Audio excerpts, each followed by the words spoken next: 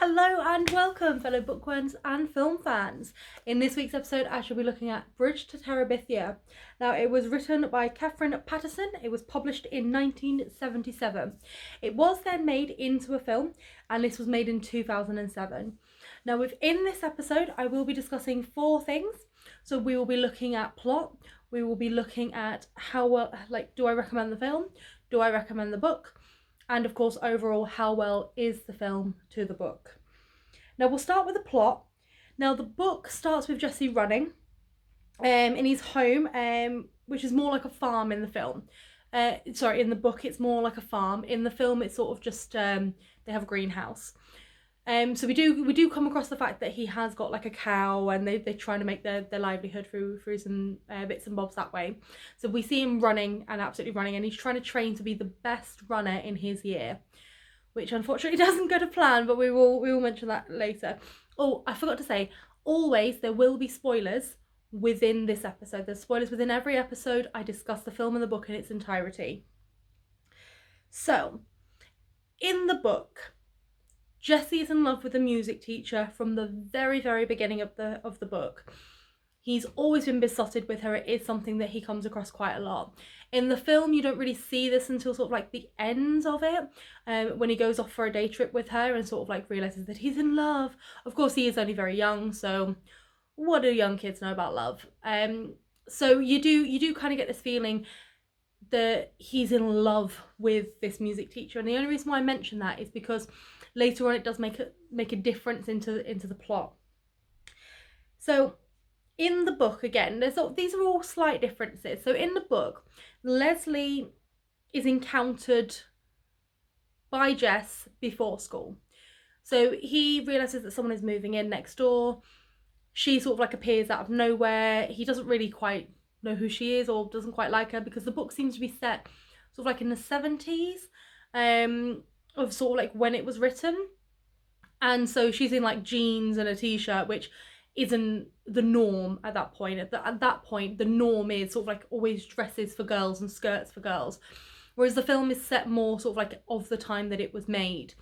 So it's sort of like he doesn't quite like, well, it's not that he doesn't like her, he just doesn't quite understand why there's something off, and he's just like, oh, that's who it is, and just sort of leaves it there. But in the film, his first time of meeting her is when she gets introduced to the class. Now, the next sort of thing is the race. Now, in the book, we hear about these playground races. So they get held every recess. The boys race off against each other, and whoever wins the race is the winner. And this is why Jess has been training all summer, so he can be the best that he can be. Now, in the book, she comes in, she goes to join the race, and Jess turns, like, obviously someone else goes, no girls are allowed in the race, and Jess goes, why, are you scared of a girl beating you? That's unfortunate, because Leslie then beats Jess, and he then gets really sort of like angry, because he was going to be the fastest runner.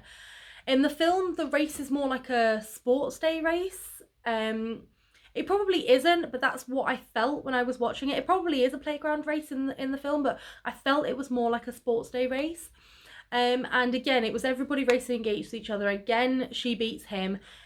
He falls down at the finish line. She offers his hand, and he basically just walks away from her. He's having none of it. He's not happy that she's beat him, especially seeing as she's a girl.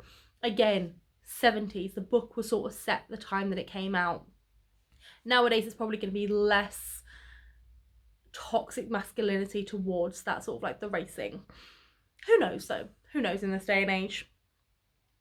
So in both of them, he starts getting to know her, because she gets off the same stop as him, and in school she comes up with this piece about her hobbies, which is scuba, and she reads it out to the class in the film. In the book, it's the teacher, and he can imagine these sort of like the bubbles and the fish and everything like that, and he starts sort of like going, oh, she's really good, like she must, if she does scuba, she must be pretty tough.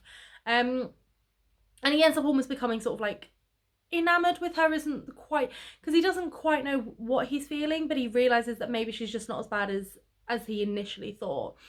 So they go on and they slowly start becoming friends. And then after class one day, they're getting off the bus together and they go off to find Terabithia. So let's have a look. Another thing is when they were reading the scuba thing, Leslie mentions that she doesn't have a TV. So obviously everybody ridicules her and everything, and everyone takes the mick out of her. And again, that's when Jess is sat in class thinking, don't speak, don't speak, don't speak, don't be that person. It is a case of he does feel a bit sorry for her as well, as slightly enamoured. But we see how it progresses, and we get the gut punch later on. Believe me, do we get the gut punch. So in the film, it seems like she's not bothered. But in the book, it really gets to her, this ridicule about the TV. So she sort of tries to be a bit more macho, and that's when they start becoming friends, and that's when they then sort of go off to Terabithia together, which is basically just a shack in the woods. So in the book, you have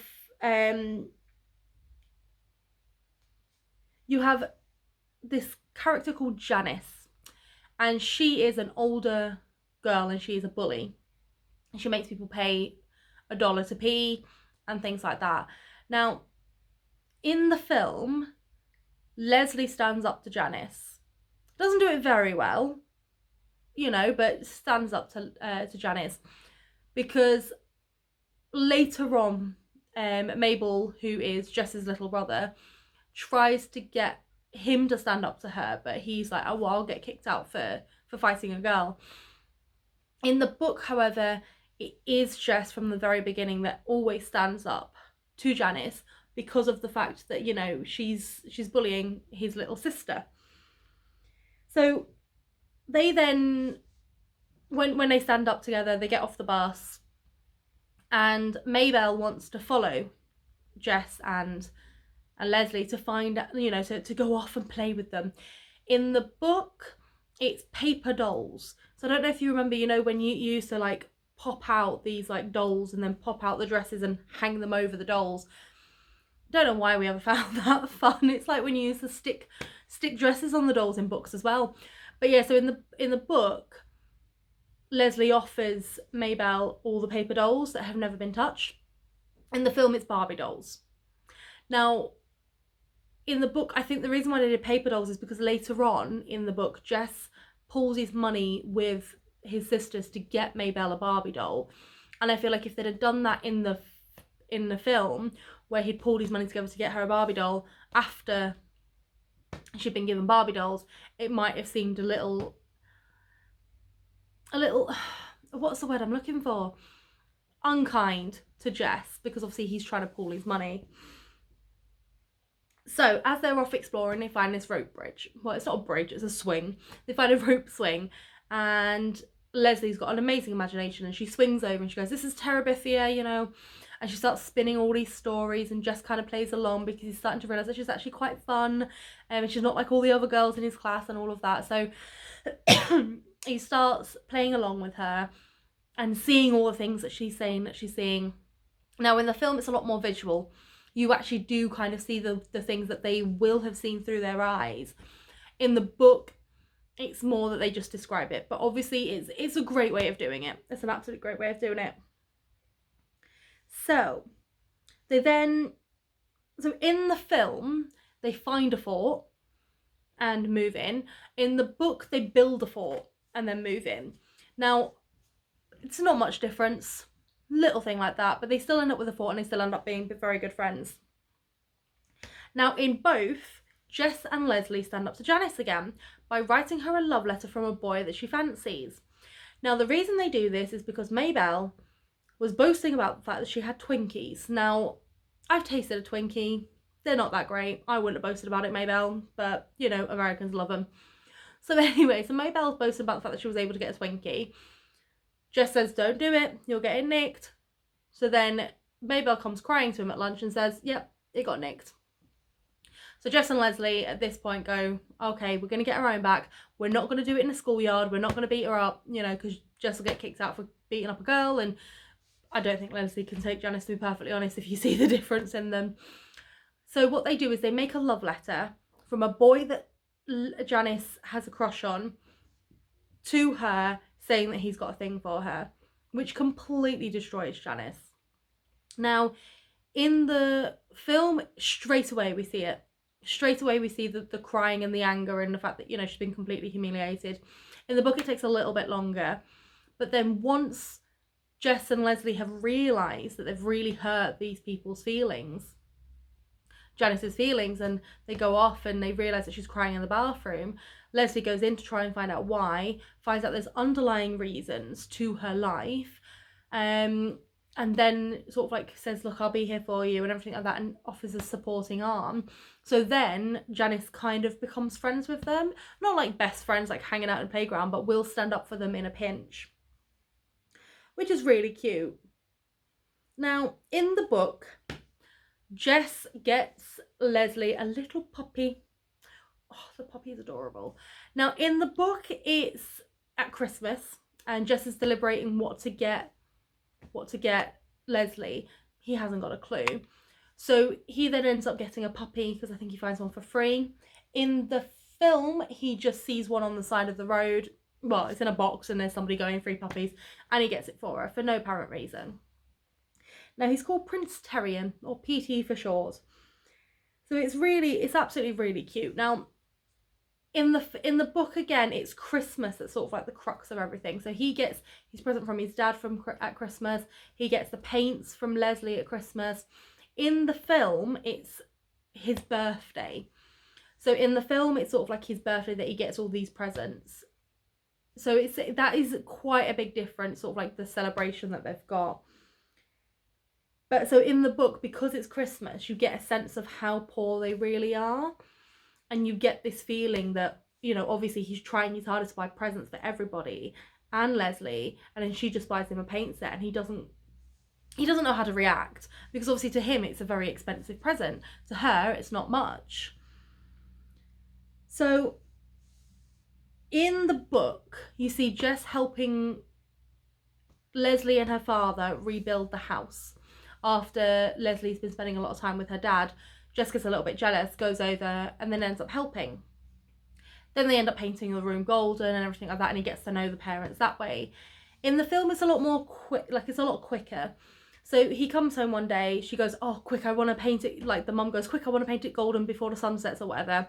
They go off, they paint it, the sun sets, it looks gorgeous, and he gets to know them that way. So it is slightly different how they meet. Again, it's just slight differences there. Because in the book, Jess has tried to go to Terabithia on his own while Leslie is helping build the house, and it doesn't work. The magic doesn't work without her. So that's why he ends up then going and meeting the parents. Now, in the book, Jess's dad gets laid off at work, but in the film, he gets given extra hours. So the book, it adds some more stress to his home life, but in the film, it doesn't as much stress there. Now, you do have the rising of the creek water in both, which is showing an omen as to what is to come. And then in both, he ends up spending a day in town without Leslie at a museum. And then this is the bit that I did not see coming and made me cry like a baby. He gets back from his day out and he gets told that Leslie is dead. Just like that. Gone. There was no build up. There was no sort of like 1 minute she was there, 1 minute she wasn't. Gone. So at first, in both, he acts like she isn't dead, and it doesn't really hit him. You know, at one point, even at the funeral, he goes, you know, oh, next time we go somewhere, I bet Leslie would like to come with us. And everyone's looking and be like, dude, she's gone. Forget about her. So in the book, he finally realises and throws the gift in the water that he got her. And then his dad comes over and comforts him. In the film, you see him go to school, and then one day he just realises that she's not coming back. So the book does put him back at school eventually, but you see it a lot quicker in the film. So in the film, Leslie's parents move away straight away and take Prince Terrian with them. In the book, the dad gives Jess a dog for a little while, and then they move out properly, and then they take the dog with them again. So in the book, he hits Maybelle, and so she tries to ignore him, but then ends up following Jess Jess back over the branch that's now split over into Terabithia. She gets scared and gets stuck, and then Jess helps her and then says, look, don't follow me, but I'll have a surprise for you. In the film, she still gets stuck on the branch, but at this point she's still friends with Jess, and then Jess pushes her to try and get her away. So in both, it ends up with him borrowing wood from Leslie's father and building a bridge to Terabithia over the branch, so that Mabel can join him and the magic will continue. So the plot is very similar. It differed in a few points, but it did keep the essence of the book, and it kept the essence of the book very well.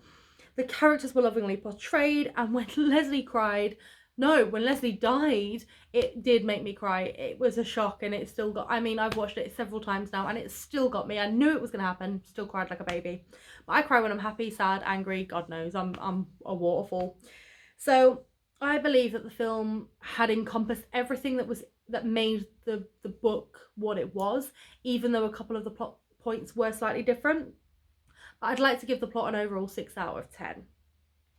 Now, the film. The film is heartbreaking and heartwarming all at the same time.